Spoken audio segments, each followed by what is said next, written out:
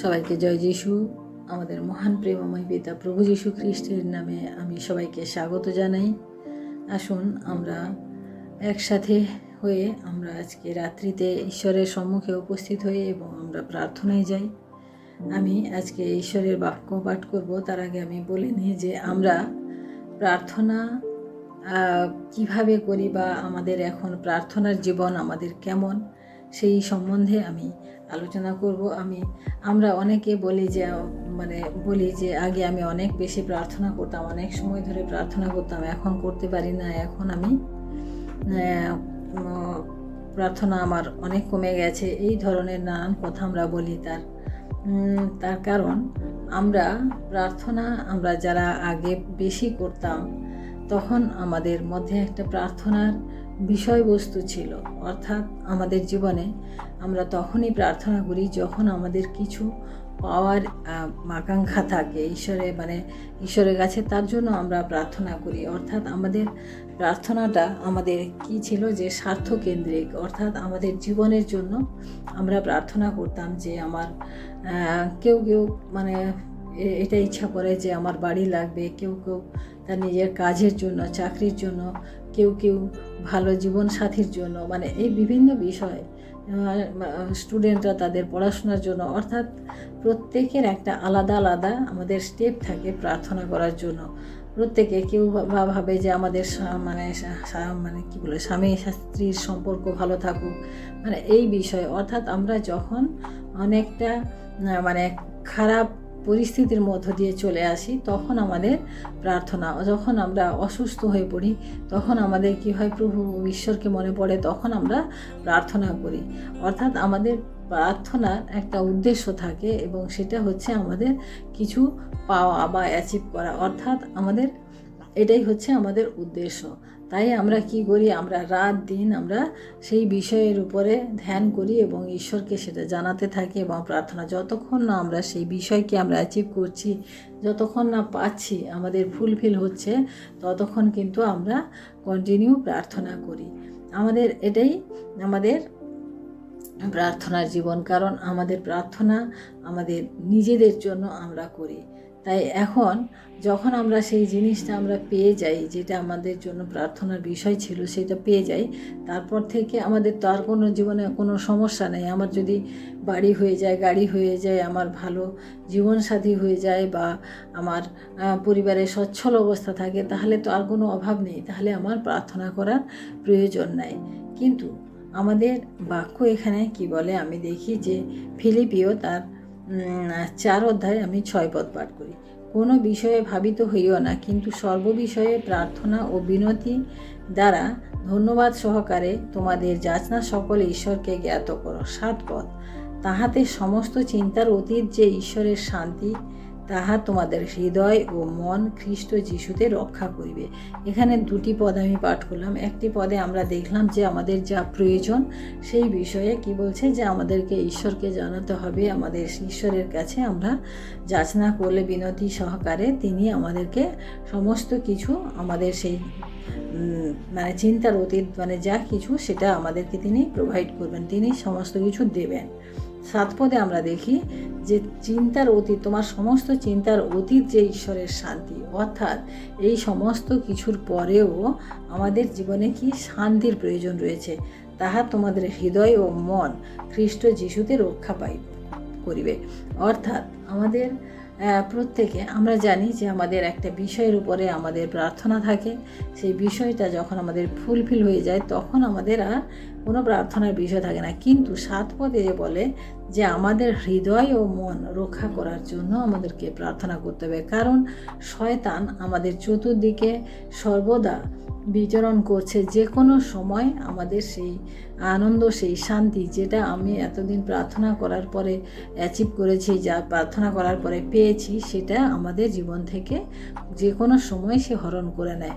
তাই আমাদের প্রার্থনা আমরা মানে আগে যখন আমাদের যে বিষয়টা আমরা পাওয়ার আগে আমরা যেভাবে প্রার্থনা করছিলাম, আমরা পেয়ে যাওয়ার পরে আরও বেশি আমাদের প্রার্থনা করা উচিত, কারণ সেটাকে ধরে রাখার জন্য। কারণ শয়তান সবসময় চায় যে আমরা যখন ঈশ্বরের সাথে থাকি, প্রার্থনা করি, আমরা তখন সুরক্ষিত থাকি।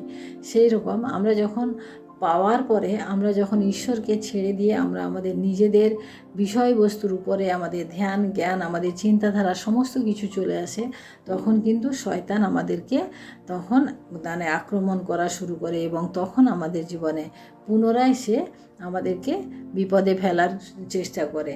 তাই প্রিয় ভাই বোনেরা, আজকে আমি যে বিষয়ে মানে আপনাদেরকে বলতে চাই, সেটা হচ্ছে যে আমাদের প্রার্থনার জীবন। আমাদের প্রার্থনার জীবন আমাদের কোনো সময় ঠান্ডা হয়ে যাওয়া উচিত নয়। কারণ অনেকে মানুষের প্রার্থনার জীবন ঠান্ডা হয়ে যায়। প্রথমে আমরা যখন যিশুকে প্রভু হিসেবে গ্রহণ করি, তখন আমাদের যে প্রার্থনার জীবন থাকে, আমরা প্রতিনিয়ত বাইবেল পড়া, প্রতিনিয়ত প্রার্থনা করব, প্রতিনিয়ত আমাদের চার্চে যাওয়া, আমরা এটা করি। যখন আমরা আমাদের প্রার্থনা আমাদের ফুলফিল হয়ে যায়, আমরা যে কারণে চার্চে গিয়েছিলাম, যে কারণে আমরা ঈশ্বরের কথা শুনতাম, সেই সমস্ত কিছু যখন আমাদের ফুলফিল হয়ে যায়, তখন কিন্তু আমরা আর প্রার্থনা করি না। কিন্তু প্রিয় ভাই বোনেরা, বাক্য সেটা বলে না। বাক্য বলে আমাদের হৃদয় এবং মনকে রক্ষা করার জন্য। কারণ রক্ষাটা আমাদের এই কয়েকদিনের জন্য নয়। আমি যখন আমাদের মানে প্রার্থনার যে আমার বিষয়বস্তুটা আমি পেয়ে গেলাম, তারপরে আমার সব শেষ নয়। কিন্তু আমাদের জীবনে আমাদেরকে এই জগতে যতদিন থাকবো, আমরা শয়তানের অধীনেই থাকি। কারণ শয়তান এই জগতের অধিকর্তা, শয়তান এই জগৎকে মানে ধ্বংস করতে চায়।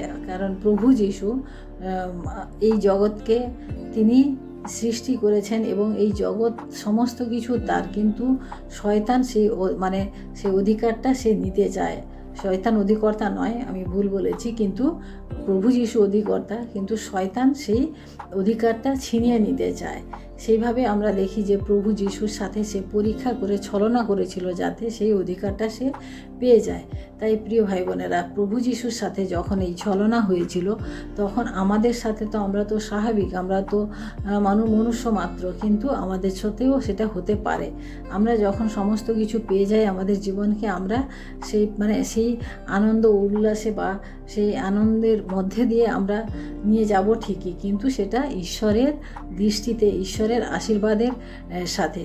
কারণ প্রভু যিশু যদি আমাদের জীবনে না থাকেন, আমরা যদি প্রভু যিশু থেকে দূরে চলে যাই, তাহলে কিন্তু শয়তান আমাদিগকে আক্রমণ করবে। সেও আমাদের সাথে সাথে আমাদের পাশে সে থাকে। যেরকম ঈশ্বর আমাদের সাথে রয়েছেন, সেরকম শয়তানও আমাদের পাশে রয়েছে। যখনই আমরা ঈশ্বর থেকে দূরে যাব, তখনই কিন্তু সে আমাদিগকে আক্রমণ করবে। তাই প্রিয় ভাই বোনেরা, আমরা আজকে যে বিষয় আমি বলতে চাই, যে আমরা আমাদের প্রার্থনার জীবনকে আমরা যেন শিথিল না করি। আমরা আমাদের জীবনে এগিয়ে চলার জন্য, আমাদের সেই উত্তম লক্ষ্যে আমাদের পৌঁছানোর জন্য, যেখানে আমাদের প্রভু যিশু আমাদের জন্য অপেক্ষা করছেন, তিনি দুহাত বাড়িয়ে রয়েছেন যে আমার সন্তানেরা আমার কাছে চলে আসবে। সেইখানে পৌঁছানোর জন্য আমাদেরকে প্রতিনিয়ত ঈশ্বরের বাক্য পাঠ এবং বাইবেল প্রার্থনা করা আমাদের উচিত। কারণ এই দুটো জিনিস একজন খ্রিস্ট বিশ্বাসীর জীবনে সব থেকে উত্তম জিনিস। কারণ এই দুটো জিনিস যখন আমরা বাদ দেব, আমাদের বাক্য পাঠ করা, আমাদের প্রার্থনা করা আমরা যখন বাদ দেব, তখন শয়তান আমাদেরকে আক্রমণ করবে। আমরা শয়তানের সাথে আমরা কখনোই লড়াই করে আমরা জিততে পারবো না। কারণ শয়তান যদি একবার আক্রমণ করে, তাহলে আমরা পড়ে যাব। ইয়োব যে সে ঈশ্বরের এত বিশ্বস্ত দাস ছিলেন, কিন্তু বিশ্বস্ত ভক্ত ছিলেন, তা সত্ত্বেও শয়তান তার যে অবস্থা করেছিল আমরা প্রত্যেকে জানি। যখন আমরা ইয়োবের পুস্তক পাঠ করি, তখন আমরা বুঝতে পারি যে ইয়োব সমস্ত কিছু হারিয়েছিলেন, এমনকি তার নিজের জীবনের নিজের শরীরের উপরেও তার যে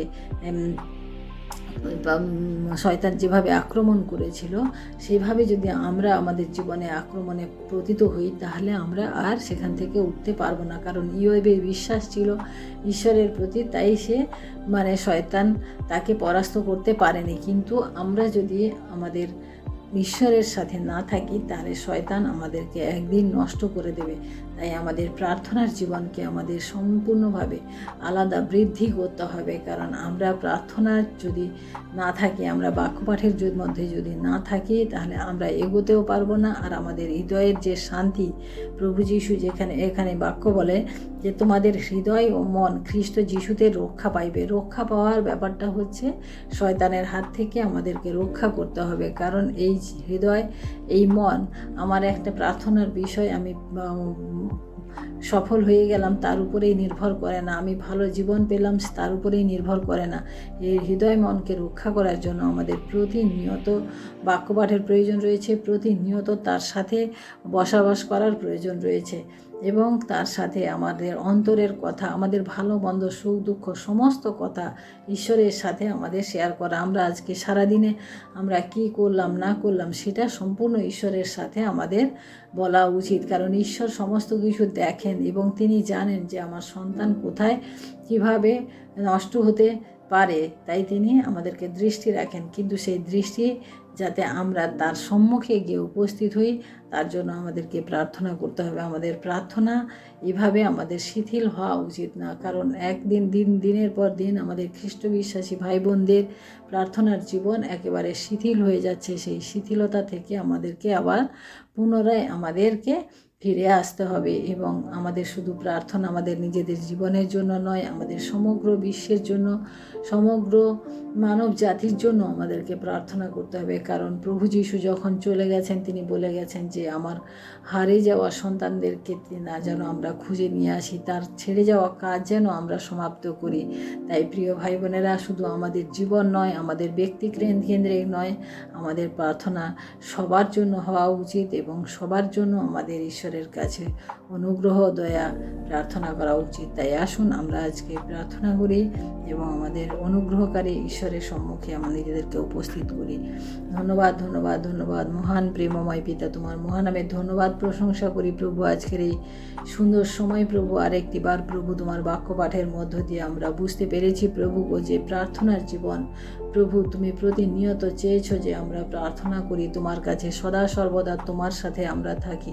কারণ এই জগৎ অনেক মায়াময় প্রভু, এই জগতের মায়া জালে আমরা যদি একবার ফেসে যাই প্রভু, সেখান থেকে আমাদের উদ্ধার হওয়ার কোনো সম্ভাবনা নাই। তাই প্রভু তোমার কাছে বিনতি প্রার্থনা করি প্রভু, তোমার যত খ্রিস্ট বিশ্বাসী ভাই বোনেরা রয়েছে প্রত্যেকের জীবনে প্রভু তুমি তোমার বাক্যপাঠ এবং প্রার্থনার জীবনকে তুমি ধরে রাখো প্রভু, তুমি সাহায্য করো প্রত্যেকে যেন মন পরিবর্তন করে প্রভু এবং তোমার এই বাক্যপাঠ করা বা বাক্য পাঠের সাথে সাথে প্রার্থনা করা তারা যেন ধরে রাখে প্রভু। এবং প্রভু আমাদের হৃদয় এবং মনকে রক্ষা করার জন্য প্রভু প্রতিনিয়ত তোমার সাথে থাকা যে দরকার রয়েছে প্রভু, তা যেন আমরা জ্ঞাত হই প্রভু। আমরা যেন প্রভু এইভাবে দিনের পর দিন এগিয়ে চলতে পারি প্রভু। তুমি বলেছ প্রভু কোনো বিষয়ে ভাবিত হতে না বলেছ, কিন্তু সর্ববিষয়ে প্রার্থনা ও বিনতি সহকারে তোমার কাছে নিয়ে আসতে বলেছ, যাচনা করতে বলেছ প্রভু। তাই প্রভু আমরা আজকে যাচনা করি প্রভু, আমাদের হৃদয় মনকে তুমি রক্ষা করো প্রভু। শয়তান যেন কোনোভাবে আমাদের হৃদয় মনকে নষ্ট না করে প্রভু। তাই তোমায় ধন্যবাদ করি প্রভু, তুমি এই জগৎ সৃষ্টি করেছো প্রভু, এই জগতের অধিপতি তুমি প্রভু। শয়তান প্রভু কেবলমাত্র তার সেই অধিকার চায় প্রভু, সে কেবলমাত্র সে ছিনিয়ে নিতে চায় প্রভু। কিন্তু প্রভু তুমি বলেছো সে শয়তান তোমার পদতলে দলিত হবে প্রভু, যখন আমরা তোমাতে বিশ্বাস করব, বিশ্বস্ত রূপে জীবনযাপন করব। কারণ শয়তানের আর কোনো কিছু করার থাকবে না প্রভু। আমরা যখন তোমার থেকে দূরে চলে যাব, শয়তান তখন তার নিজের বলে সে আমাদিগকে গ্রহণ করে নেবে প্রভু। তাই তো প্রভু আমরা যেন প্রভু অন্য কারণ না হই প্রভু, আমরা যেন অন্যের রব যেন না শুনি প্রভু, তোমার সেই রব যেন আমরা শুনি প্রভু। তাই প্রভু তুমি সেই উত্তম মেষপালক, তাই তোমায় ধন্যবাদ করি প্রভু আমরা যেন তোমারই পাল পিছে পিছে আমরা যেন চলতে পারি প্রভু। তাই তোমায় ধন্যবাদ করি প্রভু আজকের এই সময় প্রভু, তোমার এই সুন্দর বাক্যের দ্বারা প্রভু আমরা মনন করতে পেরেছি। তাই তোমায় ধন্যবাদ করি, সমস্ত মহিমা গৌরব প্রশংসা তোমাকে দিই প্রভু। তুমি আমাদের সাথে সাথে থাকো, আশীর্বাদ করো এবং আমাদের প্রত্যেক ভাই বোনকে তোমার ইচ্ছা অনুসারে, তোমার বাক্য অনুসারে চলতে তুমি সাহায্য করো। সমস্ত কিছু তোমার চরণে রেখে এই বিনতি প্রার্থনা চাই আমাদের মুক্তিদাতা ত্রাণকর্তা প্রভু যীশু খ্রিস্ট তোমারই নামে। সবাইকে জয় যীশু। প্রত্যেকে ভালো থাকবেন, সুস্থ থাকবেন। জয় যীশু।